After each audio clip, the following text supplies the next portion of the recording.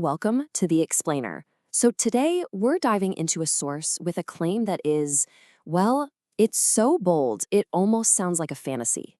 It suggests there's one single, simple key that could solve pretty much every major crisis we face as a species. Yeah, just let that sink in for a moment. Not some complicated international treaty, not some futuristic piece of technology, but one symbol, something we all learned back in grade school. The source for today's explainer puts this wild idea on the table. What if that one thing is the answer we've all been searching for? So what is it? What's this magic solution? That's it, right there, the equal sign. The source we're digging into argues that this incredibly simple mathematical concept, if we just apply it correctly, holds the power to completely reshape our world for the better. Okay, so you're probably thinking, how on earth could an equals sign actually work in the messy real world? It seems a bit out there, right? But the source lays out a surprisingly practical step-by-step framework. It isn't just a philosophy, it's a formula. So let's dive into how it's supposed to work. The source kind of builds this idea like a pyramid.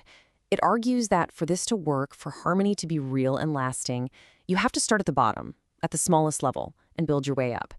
The whole logic is, if you can create genuine equality inside a family, that core value will just naturally scale up to the level of the state, and from there, out to the entire world. So let's start at the foundation, the family. The core idea here is simple. No one person is inherently better or more important than another. And crucially, rights and duties are a two-way street. Your rights have to be balanced by your responsibilities. And when that balance is struck, the source claims you move a family away from all those internal power struggles and towards a place of real mutual respect. That's what creates the foundation for both mental well-being and eventually prosperity. Now we scale up. At the level of the state, the equal sign becomes something the source calls true citizenship.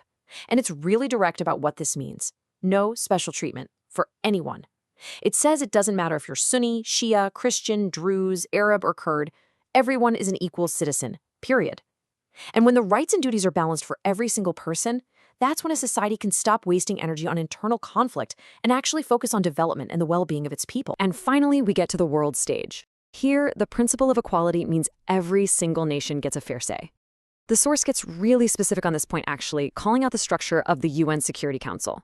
It argues that giving a handful of countries a special veto power is a direct violation of the equal sign. And if this principle of equality were really applied, one nation, one voice, the source believes it could lead to the end of major global conflicts, famine, and so many of our other worldwide crises. You know, this all sounds almost beautifully straightforward, utopian even, which of course brings us to the elephant in the room. If the answer is really this simple, why is our world so unbelievably complicated and, well, so unequal? The source has a very direct answer for that. It argues that the formula itself isn't the problem. The math is sound. No, the problem is with us. It's an issue deep inside human nature. And here they are. According to the source, it all boils down to these three things. Three fundamental human obstacles. First, there's selfishness, this instinct to put ourselves ahead of everyone else. Then there's racism, the toxic belief that one group is just superior to others.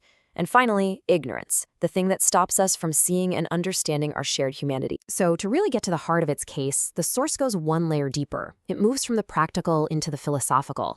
It actually pulls from an ancient framework to name the ultimate enemy of equality. And this is the key. The source defines tyranny as what you get when you combine those three obstacles, selfishness, racism, and ignorance, and take them to their absolute peak. So tyranny isn't just some dictator. It's any system, any idea, any power structure that's built on that toxic foundation. And by its very nature, it is the polar opposite of the equal sign. Now, the source grounds this argument in a religious text. It claims that this is the very reason the Quran calls for the rejection of tyranny. The interpretation presented here is that a core message is to fight for justice and fairness precisely because all people are created equal in the first place. And that brings us to the final, bottom-line conclusion of the source's argument. The relationship is really simple. Tyranny and equality cannot exist in the same space. A system that's built on the idea that some people are better than others is fundamentally, existentially threatened by the simple, powerful idea of the equal sign. Why? Because equality just completely dismantles its power structure. It cancels its influence. So, we've gone on quite a journey here, right? From a simple symbol you'd find in a math class, all the way to a grand theory of global harmony and the deep-seated forces that work against it.